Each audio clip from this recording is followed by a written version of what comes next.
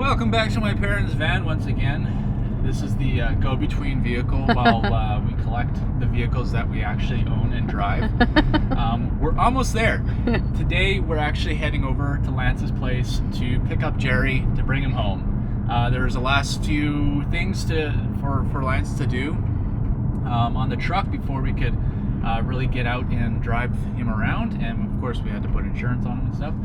So today's the day, and then by next week we should have Poco on the road as well, because I had to fix a bunch of things there. And we need to get insurance. And we need to get insurance for her as well. So yeah, it's an exciting day.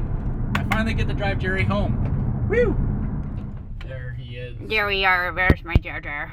There's the Jar Jar. There's my Jar Jar. Hey, Jershmer.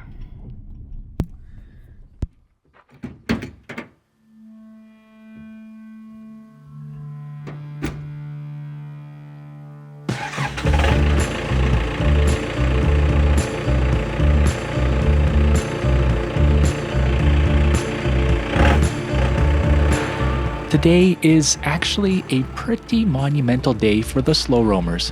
It may just be the second time I've taken Jerry out on the road, but he's officially insured, and when we land back at the shop, it's go time on the global expedition build.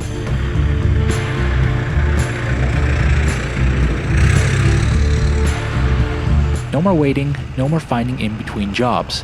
When Jerry rolls into that carport, I hit the ground running. But before that happens, I want to take the opportunity to explain a few things. Then, after that, we can dive right into the build content.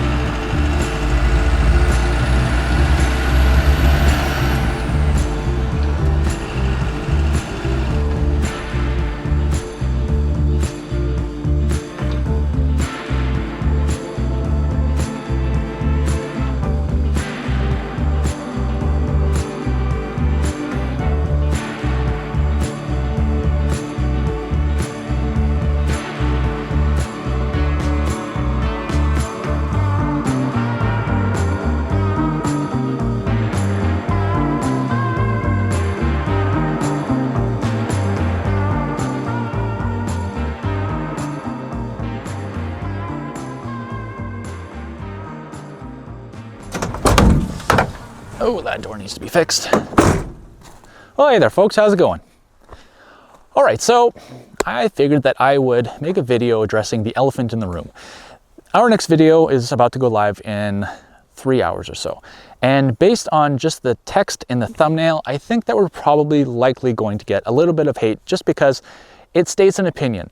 The video is not about that opinion whatsoever, but sometimes you have to play the YouTube game. I'm just being honest with you guys. So the elephant in the room is why we decided on a GM pickup and not a Toyota. And we have some pretty good reasoning for it. Meg and I have thought about this for a long time, and we've made an educated decision based on what we need. You would have seen in the last video that I sold a Toyota pickup, which, I poured a lot of time, money, and effort into. It was a really great setup, but it was really great for me and not for the two of us traveling. Yeah, I got rid of it to pay for this. And here are some of my personal reasons why we bought a GMT 400. First off, for a very, very long time, I have wanted to build one of these trucks. I fell in love with the GMT 400 or the OBS Chevy body style back when they came out. I still remember driving around in my buddy Hudson's mom's Suburban, and him and I would point out Suburbans whenever we saw them. And I kind of just fell in love with the body style way back then, and have ever since wanted to drive one around. I've just never had a chance because I got into Toyotas and I was like brand loyal for a while. And now I just realized that being brand loyal is kind of, whatever, it's overrated. When we were thinking of a pickup truck to take us on a world tour, the GMT 400 was our very first choice. At least it was my very first choice, and Meg got on board pretty quick. She prefers the square bodies, but this is pretty darn close. The GMT 400 styling is like a really nice balance between 80s and 90s styling. It's not quite as boxy as a square body, and it's not super curvy like anything post 90s, which I like to be balanced in pretty much everything I do. So this was kind of, again, it was my personal best choice. As well, it is really, really easy to find an 8-foot box on a regular cab truck. I really like the look of a regular cab on a long box. I don't need as much space in the cab as a lot of people like. I prefer to have it in the box size. So having a nice big long box for us to actually live in is kind of preferable for what I want out of a pickup truck. And last but not least, and it's kind of a small detail, but I really, really like 5x7 headlights. And slowly but surely, manufacturers kind of phased out 5x7 headlights. But I think they give a really, really classic look to a truck. You can find so many different variations of aftermarket support for 5x7s. And like this front end, it looks really good. I really like this front end. So yeah, those are my personal reasons. Let's dive into some technical stuff. So let's talk a moment about the more like technical aspects of our choice to go with GM. First and foremost is the GVW rating. This truck has about an 8,600 pound GVW. I have to check the paperwork to make sure, but technically it's more now because we have full floating front and rear axle with disc brakes on all 4 corners. So we can both carry and stop the weight safely, which I'm kind of a big fan of. We knew that we were going to be building a camper onto the back of this truck, so we wanted to be able to safely carry the weight. Toyota historically has not really been great when it comes to GVWR. All of my Toyota vehicles prior to the purchase of this truck have all had the same problem. I've always almost been overloaded whenever I load all of my camping gear and kit the truck up with armor and stuff like that. Going forward, I wanted to have a pickup that could carry the weight safely and legally. So carrying over from the GVW, you would think that a truck with a greater GVW would be bigger. And I think a lot of people look at an OBS or a square body and think, oh, that truck is really big. When in fact, it's not that big. I looked it up, and this truck is actually less than 2 inches wider than the modern day Tacoma. And it has a shorter wheelbase than Betty. It's narrower than Betty, that's our van if you don't know. And it's got actually a surprisingly small form factor, which I definitely want when we're driving down really narrow streets or trying to squeeze between trees or obstacles or anything like that on the trail. It's just one of those things that I was pleasantly surprised by, that it's actually a lot smaller than I thought it was. And I don't think a lot of people realize actually how small these trucks are. Definitely if you put it beside a modern day Chevy or Ford or Dodge, you'll realize that they're tiny. There are pictures out there. It's pretty hilarious how big modern day trucks are. Speaking of modern day trucks, one of the things that I love about the GMT 400, and particularly this model, is that there are no bells and whistles. I got wind down windows, manual locks, no cruise control. It's got air conditioning in this one, but otherwise it's about as basic as you can be. And that's what I want out of a pickup truck, is just basic bones, less to go wrong. And yeah, I'm really looking forward to cruising around in just a good old fashioned pickup truck. One of the other things that I don't think a lot of people consider or really look at seriously, but I started to notice it when I was driving around in Betty, is your blind spots and visibility. And that's why there's cameras going into so many vehicles nowadays, is that you can't see past your pillars. And this truck has very, very small or narrow A-pillars. So I don't lose vehicles in that blind spot. And let me tell you, in Betty, many, many times I lost entire vehicles or cyclists or people in that A-pillar blind spot. And all of a sudden they popped out and it was like, oh shoot. So I slammed on the brakes, and I just have a little bit less of that now. If we're actually taking this truck four-wheeling, I can stick my head out the window and see around me, whereas I've been in other trucks, newer trucks, that it's hard to get your friggin' head out the window because the door is so dang thick. So probably less protection, yes, I know, but I don't know, these are just the things that I like and value in a pickup truck. All right, so you likely know by now that this is a 3.9 liter Cummins 4BT turbo diesel engine. And when we were making the decision to buy this engine, I could already hear all the Cummins guys from afar being like, why didn't you do the 6BT engine? And honestly, I just wanted to be a tiny bit different from everyone else. There have been many, many 6BTs installed into the engine bay of a Chevy GMT 400. It's well documented. Not quite as many people have done a 4BT swap. They're a little bit harder to find, a little bit more, rare. And I think most guys are going for the big power, big torque aspect of a 6BT, whereas we don't need a ton of power. We need good torque, but we don't need all of that power. And I wanted to buy the lighter weight engine. Kind of going with my theme for the rest of this build, we want this truck as light as possible. And that's the answer to that. The 4BT block is about 700 pounds, whereas the 6BT is about 1,100 pounds, give or take. You can fact check me on that, whatever.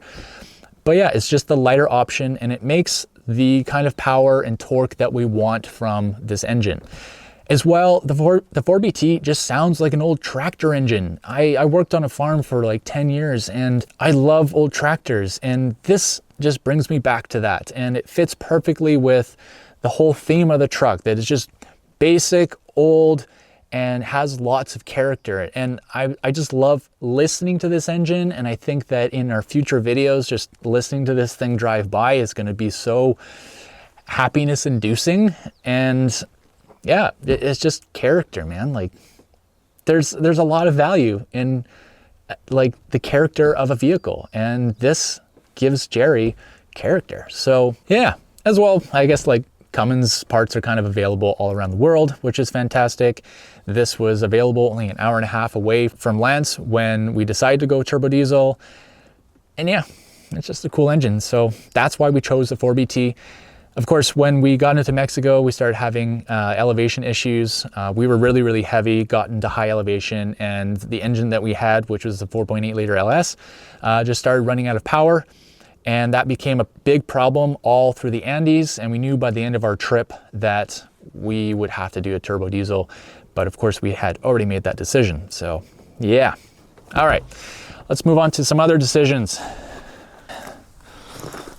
Okay, so we're gonna talk briefly about the running gear that we have on this truck. So we did a Super Duty Dana 60 front end geared with 410s. We did a corporate 14 bolt in the rear, and the transfer case and transmission, NV4500 transmission and MP205 transfer case. All of these products are kind of known to the North American off-road world as the strongest options that you can buy. Yes, I'm sure that there's stronger somewhere, but in terms of availability, reliability, and strength, those were, to me, the best options. I have always wanted a coil sprung front end. So the Super Duty front end with the coil and the shock separate was the ideal option because it's just easier to remove the shock if it blows, and getting a coil into there is pretty easy. I don't have to do any kind of funny disassembly like on the Chrysler front end, for instance. The 14 bolt is typically Chevy, and it's also kind of well known as one of the strongest rear axles that you can buy. Unfortunately, it doesn't have as many locker options as I would like. We'll probably put an ARB air locker in the back, but I would have liked to have like an aux locker or even a Eaton e-locker, but I'm pretty sure that they're not made for 14 bolts. You can correct me on that, but from what I've researched online, it's a Yukon zip locker and ARB air locker that are available for a 14 bolt. That being said, it's a super tough rear axle, and that's what we're going for: ultimate reliability and strength. The NP205 transfer case, good old cast iron casing, gear driven. It's just one of the best, one of the most indestructible transfer cases, especially for what we're doing. So that was kind of a no-brainer. And then the NV4500 transmission, it came with the truck, and you know, it's put behind Cummins 6BTs. So I kind of looked at it as a pretty darn reliable transmission. I did learn later on that it probably would have been better to put a ZF, just because they're even stronger, because the gears are in double shear, not single shear. But you know what? I'm happy with my decision. So yeah, that's pretty much running gear on this vehicle. It's all just like the strongest stuff you can get for the North American market. And we're going to be taking it well away from North America, obviously. And that's why I wanted ultimate reliability and strength. All right, time to answer the last question. Why not a Toyota? So I just want to say that it's not because we've fallen out of love with the brand. I still just drool over any Toyota that I see on the side of the road. All through Latin America, I was stopping, taking pictures, and just going, "Yeah, Toyota."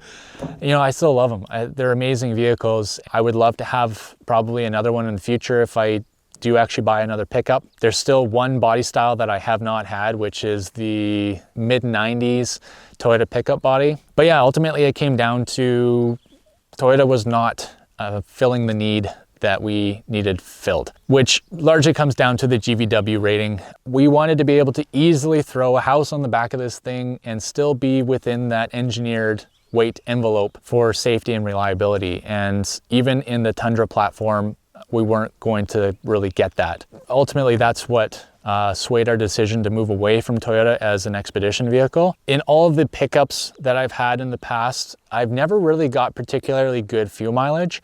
I've always wanted to be at that like 20 to 25 miles per gallon range. You know, I've had trucks with the 22RE, the 3RZ, the 5VZFE, and the 4-liter, and all of them have been surprisingly thirsty trucks. Save for the Toyota Hiace that I had with the 2.8-liter 3L diesel in it, I've never seen even close to a consistent 18 miles per gallon. With this truck, I'm hoping that we get a baseline of 18 miles per gallon and then as high as 25 miles per gallon. Lots of guys are reporting a whole bunch of different MPGs for the Cummins 4BT, but I'm pretty confident that we can get that baseline of 18, and then I'll just be happy with anything higher than that. Fuel mileage is a real thing to consider nowadays, especially with the cost of fuel. So I wanted a vehicle and an engine that was going to go further on the dollars that I was pouring into the tank. And that is why we ultimately did not go with a Toyota engine.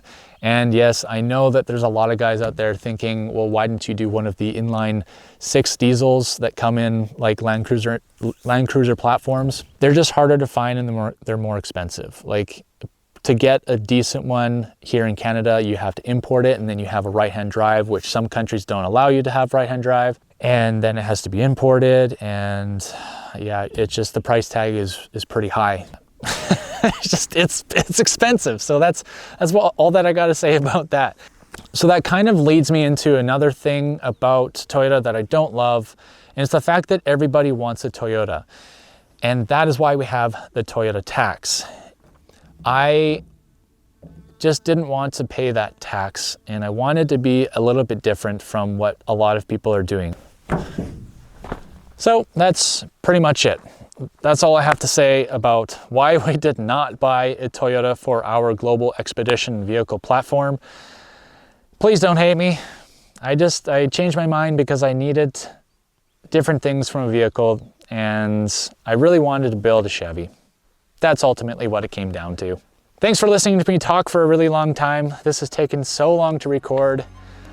Let's cut to some good old 4BT GMT 400 content. All right, cool.